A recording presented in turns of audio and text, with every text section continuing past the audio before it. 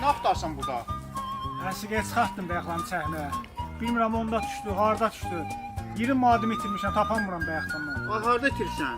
Yenəmi buralar itdən ha. Kömək eləyim axtaraq da. Nə qadanam, görünə varsa.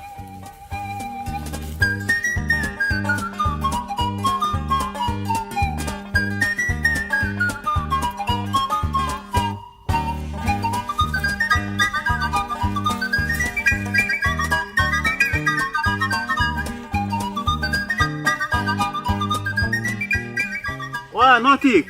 Ha. 100 manat tapdım. Yox, məndə 20 madəm idi. Eləmi? Hə. Hə, eşit.